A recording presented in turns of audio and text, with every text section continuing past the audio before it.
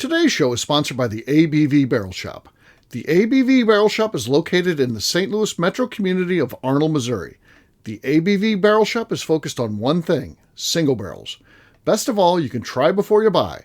Head over to abvbarrelshop.com to sign up for their email and text distribution so you know what they have in stock, what classes are coming up, and who from the industry may be coming in to visit. The ABV Barrel Shop. It's where single barrels live. We are also sponsored by the Bar to Go. The Bar to Go offers traveling minibars that are no bigger than a small purse or toiletry bag. Best of all, they are fully customizable so you can create the perfect piece that is unique for you. If you own your own business, what a fun and unique way to promote what you do. Check them out online at thebar2go.com. That is the number 2 in the Bar to Go. If you have wholesale questions, call my friend Isabel Clark at 504-481-1297. Finally, we are sponsored by the Neely Family Distillery. NFD is a family-owned business that keeps ringing up awards in the spirits world. Head to Sparta, Kentucky to experience the family history, award-winning spirits, and meet the Neely family. Check them out online at neelyfamilydistillery.com. Now, on to the show. Let's drink!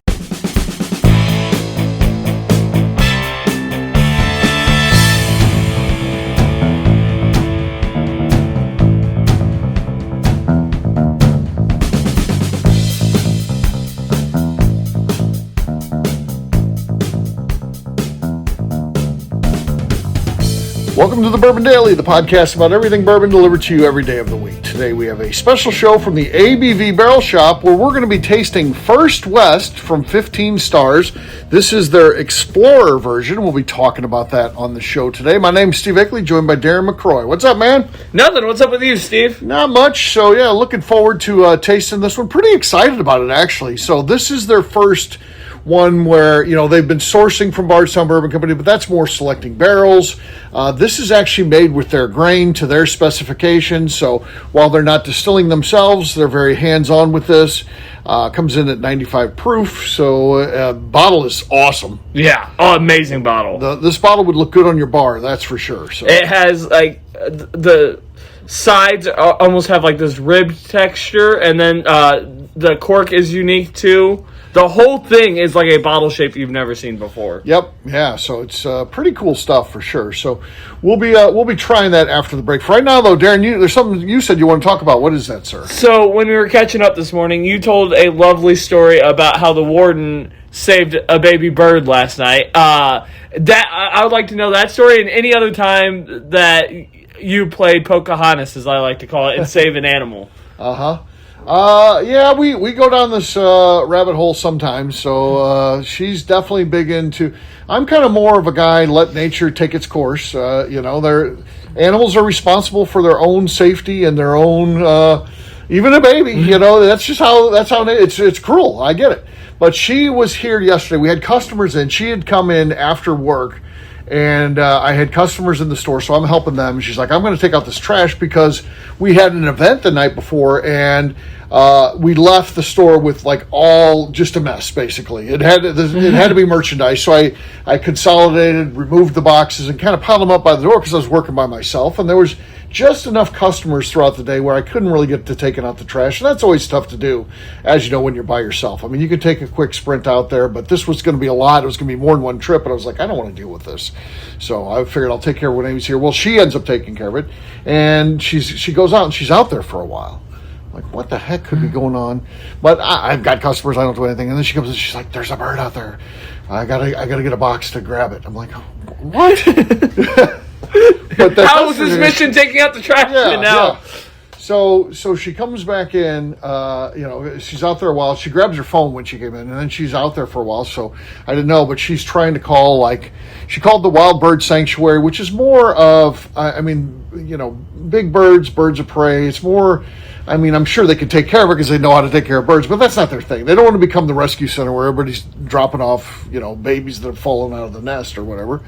So they said, we can't help, but here's the place that can. Well, she calls, they're already closed. And so they won't be open until 9 o'clock the next day. I was like, well, that's a tough deal for that little guy. Sorry about that. And she's like, no, we're going to keep him. Keep him. I'm like, he's too small. He or she is going to have to eat. And she's like, well, she looked up, and then there's a thing at like PetSmart or something like that for dealing with this. There's their food. So, and she's like, I need an eyedropper. I'm like, well, we don't have an eyedropper, but we have the things with the water. I'm like, just take one of those and then keep it. Throw it away when you're done with it. But you can have one of those, because I think we even have some extra in the back. So we're good on those. So she takes that, goes and gets her stuff, has her baby bird. And then she's like, well, I'm like, what are you going to do with this thing? She's like, well, he can stay in the garage. I'm like, does he have to eat every 30 minutes? Yeah. Because I thought birds is that small. He's going to have to eat free. But they said, no, the baby birds, you feed them at night. And then they because the moms don't move around at night, they get fed at daylight then. So if you feed it right before it goes to bed, then it should be good till daylight. So that's what she did. Songbirds do one thing really well at night, and that's die. Either fly into stuff they can't see well and break all their bones, or get eaten by owls and hawks that can see at night. So they do not function at night. So they're bedded down typically. So that worked out in favor of this thing. So she gets feeds it, and then it's in the morning. Daylight comes, and I was just dreading it because I know she's going to be all wrapped up to this thing. And this thing, she goes out to the garage where it was being kept, and it wasn't too hot, which is good. Everything worked out well. I thought she's going to be a mess, and then she comes in. She's like, "He made it." She's like, "I got to feed him." So she goes out there and feeds him. Then we have to wait until the place opens. So it doesn't open until 9 o'clock. So we're up at 5:30 in the morning or something. She's feeding this thing, and so, but she does, and then she takes care of it in the morning till 9 o'clock, and then they say, well, yeah, we do take in rescue birds, but it has to be a native species of Missouri. We won't take in just a transient bird or anything like it's that. Probably because St. Louis has a large population of European starlings and European tree sparrows that also babies tend to get lost a lot. Right. Because especially the starlings, they don't care about where they lay their eggs. They just kind of leave an egg and fend for yourself type thing. Yeah. So I'm sure that's why they have that policy is starlings. And they said if you bring it in, they will euthanize those. And she's like, well, I can't do that. I'm like, oh God, we're gonna have to raise this thing fully. And then, so they take a while. I don't know if they have to. It's probably a volunteer has to show somebody who works there. So I don't know. It takes a while. Probably over a half an hour, but then they call back and say, yes, that is one of the birds we can take. I don't even know. She didn't even ask. She was just happy that they're going to take it. So then she headed up there and dropped them off. So nice. So I have a cool, that's awesome that you guys went through all this. Did you guys name them at any point? That's a thing that the couple times that I've done stuff like this, I end up giving them a name. No names. Okay. No names, no. But what I usually do is I use the same name for everything I've ever taken in and taken care of. So it's always Clyde. I have a new Clyde. Okay. And my best Clyde story is I found a turtle that had broken parts of its shell. And I knew, that's not usually a good thing. Right. But this was actually when I was at the St. Louis Zoo, and I was pretty good friends with the vet. And it was actually a turtle in Forest Park. Something had happened to it. I think somebody had dropped it. And it wasn't bad damage, but usually one of the problems when they break their shell is there's sharp edges and stuff. So I was like, I'll take it to the vet at the zoo, kind of very definitely illegally, because you're not supposed to bring animals into the zoo like that. But I had called her and been like, hey, got a little turtle.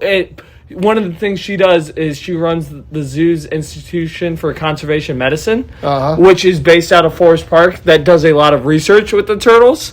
So it wasn't one of the research box turtles that she knew. Right. But she was still like, yeah, bring it in. And my original plan was just to grind down the edge of the shell, basically with an angle grinder, to make it not sharp and cut through the turtle. Right. But she was like, no, we have... it's basically like plaster turtle wax, and it's to repair turtles' shells. Okay. And she formed a new edge of the shell for this turtle, and then he was out back in Forest Park within 40 days. And then 40 hours. It was just a couple days later that I went and introduced him. When we were doing one of the turtle surveys for the Conservation Institute medicine thing, Those words are all in there. It's just in a different order, as you can imagine. We actually found this turtle again because you could see where the shell was repaired. It was a different color. So that was the next year that I saw him. Wow. And so that's pretty cool when you get to see them. Like with a bird, you take them in and they rehabilitate them and then eventually release them. And it's like, okay, cool. Never going to see you again. But I got to find this box turtle a couple times. And I've tried to find him since then. But, box turtles are really good hiders. Right. How we would go through and survey them in Forest Park is we'd get just a group of people, and about every 15 feet you have somebody walk through the woods in a straight line, as straight as possible, and hopefully you see a turtle. And that's what we would do counting turtles. But yeah, if you I know this because I used to be big into turtles.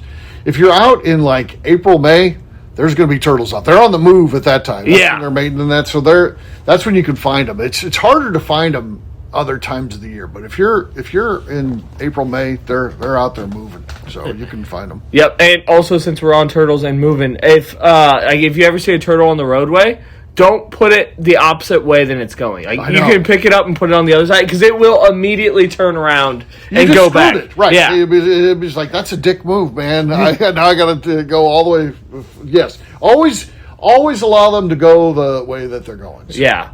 And the other kind of cool Clyde story, it wasn't really a Clyde story. He never lived in my house, or I don't know if the turtle Clyde went in my house too, but I saved a snapping turtle that was in the middle of the road one time. Okay. That was just a cool story because I didn't get my fingers bit off. Yeah. Because I wasn't necessarily... I knew where I could hold a snapping turtle. Didn't go for that first. Went right behind the head where they could reach you. Yeah. Luckily, he was kind of chill. It was kind of a cool morning. And so he was like, okay, whatever. Right. I was just laying there to try and get warm. And so I put him in a sunny concrete spot on the other side of the road just so that he would wake up eventually. It was early spring. So he'd gotten out of the water and been like, ooh, this is a mistake. When and again, don't do this, but when Kat was young, we had a second home, and we used to go out and find turtles and grab them and bring them to our place because we wanted them to bed there. That's apparently terrible for them. They got to stay in the area that they're in. But we would get them off of Highway 47 and stuff like that. I always felt like I'm saving their life, really, because they're in the worst spot, so I'm putting them in a very safe place. But we used to, I'm not kidding, box turtles. I had a pickup truck back then, and we would go, the kid and I, and she was like 3-4 years old at the time, we would come back on a run, like 25 box turtles. Oh, yeah. It'd be nothing for us to get 25 box turtles. And then what would be so neat is you'd hear them all around, You had so many box turtles there, you would hear them all around, like walking and stuff like that. So I don't know. Yeah. But you shouldn't do that. But I don't know. I hated the idea of them being on like a 4-lane highway. Yeah, and they will readjust their home range if you're moving them to a place that is actually better for them. They'll realize that it will take them a couple months and they'll adjust. But like the thing why you don't do it often is because like their brains are just built in. Hey, this is my territory. Right. Some connection with the stars or something. We don't really know why they know it so well. What was cool though is we would recognize them, like you said. That we would be like, "Hey, remember when we found this one here?" and stuff like that. Because they would. There were some that just absolutely stayed within our property. Actually, we had a couple acres down there, and that was all the turtles at the zoo. Like even in like the herpetarium and stuff, you can sometimes see it.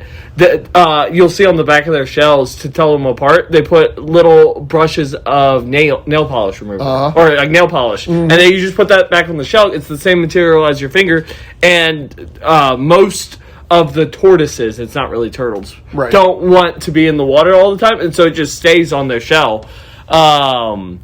And so there was one, especially, they were all for educational purposes, but they lived in one house together in the children's zoo. But there was like 12 different colors on each of these turtles. I'm like, what happens when you run out of colors? To the person that was like repainting them, and he's like, have you been in the fingernail polish aisle? Like, if we run out of colors, we have too many turtles. Right. I'm like, oh yeah, good point.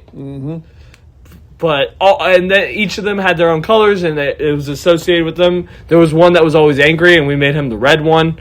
But fingernail polish is a great way to keep track. Great way to keep track. Okay, yeah. Back in that, and I always had a box turtle when I was a kid. I got him on Telegraph Road. His name was Britches. I had that turtle from when I was like 4 years old all the way to high school, and I had like an outdoor pen that I built with chicken wire and stuff like that. But they could climb, and I don't know, he was in there for probably 20 years, but eventually he got away, or maybe someone came in and stole him. I'm not sure. Yeah, I'm not sure, but I had that turtle forever, and yeah, it was right over a plum tree.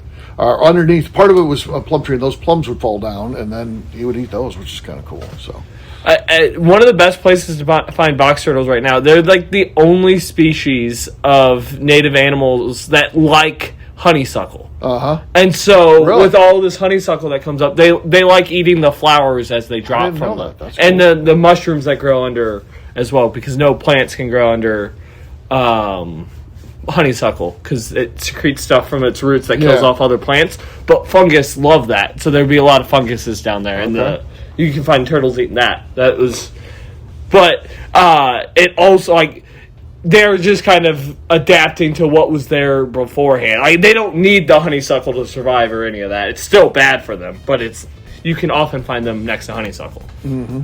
Very cool. Very cool. All right. On that note, we're going to take a quick break. And then when we come back, we're going to be trying this new product from 15 Stars. We'll do that in just a few.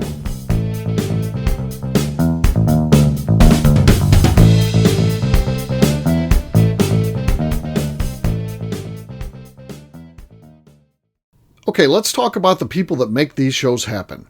First up is the Stave and Thief Society. Via their in-person class at Moonshine University in Louisville, Kentucky, the Stave and Thief Society is the place where you, a bourbon enthusiast, can expand your knowledge and emerge an executive bourbon steward. In 2017, I completed my executive bourbon steward certification. It's the most comprehensive bourbon certification available and connects you with an expansive network of bourbon enthusiasts and professionals. Check out the full listing of in-person and online certifications and join the society today by enrolling at staveandthief.com. Speaking of Executive Bourbon Steward certification, the ABV Barrel Shop in St. Louis, Missouri has developed a unique partnership with the Stave and Thief Society to offer a preparatory class to assist you in getting your Executive Bourbon Steward certification. This prep class costs only $25 and is available to take live or online via Zoom. Graduates of our class receive a coupon code good for 15% off your Executive Bourbon Steward certification held in Louisville, Kentucky. This saves you almost $90. Additionally, you can collaborate with fellow attendees to split travel costs when you go to Louisville. If you're interested in signing up for the class, simply head over to abvbarrelshop.com and check out the classes and events page. Last but not least, we are sponsored by Neely Family Distillery. Royce Neely is the 11th generation distiller in one of America's oldest distilling families. A visit to Neely Family Distillery takes you through family history, where you can see all the artifacts and newspaper clippings through the years from this family that started distilling in America after James Neely arrived from Northern Ireland in 1740. Today, Royce Neely and his team are crafting some of the best spirits in America. Their bourbon and absinthe offerings keep winning top honors in the spirits competitions. Recently, their absinthe made history as the first platinum winner in the absinthe category at the San Francisco Spirits Competition. Neely Family Distillery is definitely a bucket list destination if you are a bourbon fan. Learn more about their spirit offerings, visiting their facility, and the awards they have collected over at NeelyFamilyDistillery.com. And now, back to the show.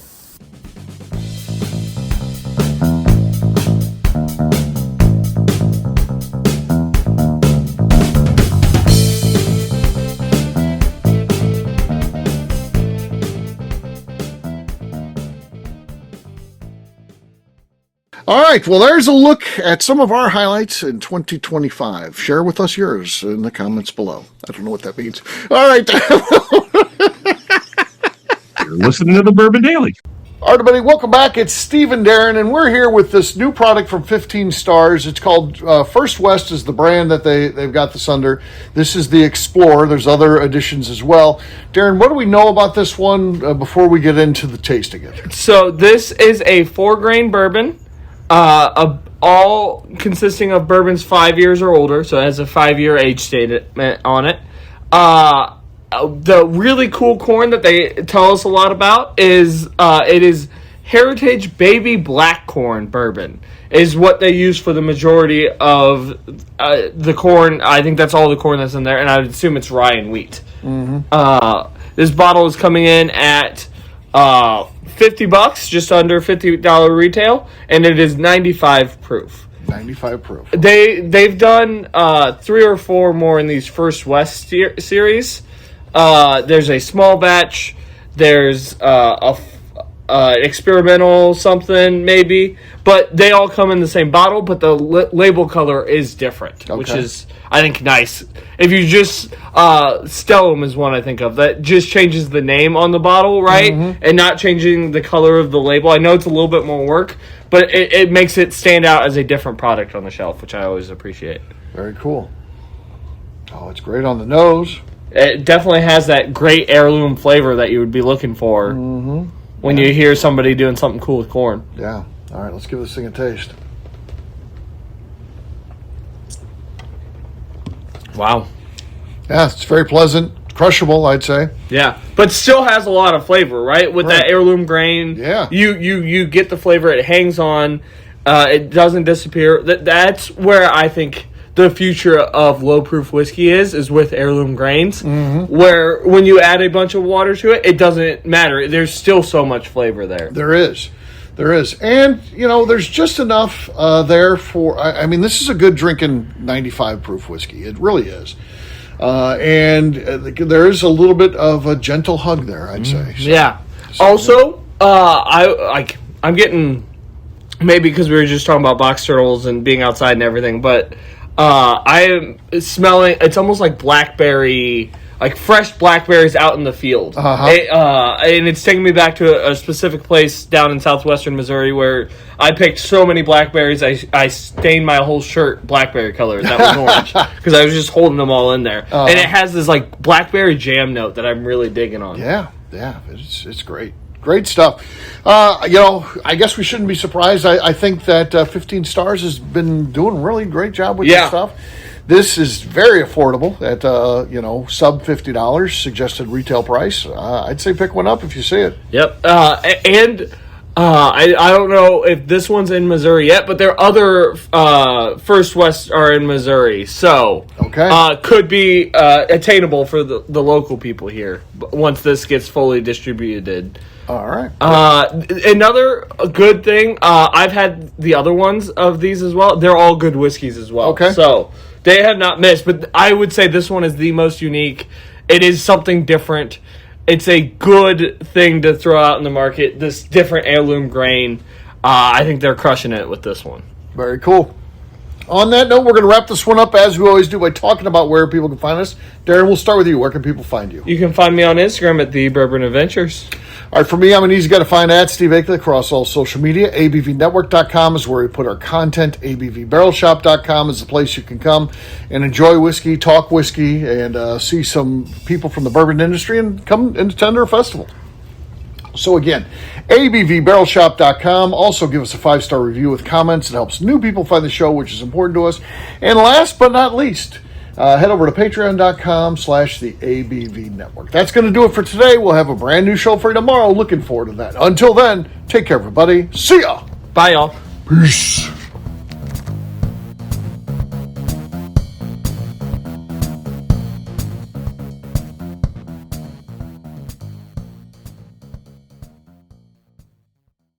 Before we let you go, let's talk about one last thing. The ABV Barrel Shop in the St. Louis community of Arnold, Missouri. The ABV Barrel Shop is focused on a couple of things. First of all, single barrels. We are the place where single barrels live. We go to distilleries, taste through the whiskey, select the best barrel, and have it shipped to our store where we present it to you, our customers, by allowing you to try before you buy. We're also known for the classes that we have in our education center in the store, as well as the events we have with industry professionals from the bourbon business. If you are in the St. Louis area, please come by and visit us at 6 Fox Valley Center in Arnold, Missouri. Or at a minimum, at least sign up for our email and text distribution so you know exactly what's going on in our shop over at abvbarrelshop.com. This is Steve Akeley, owner of the ABV Network, signing off. We thank you for listening to our programming and truly appreciate your support. The Bourbon Daily is part of the ABV Network. For more information or to become a sponsor, please visit abvnetwork.com. Thanks for listening and cheers. This has been a Steve Akeley production.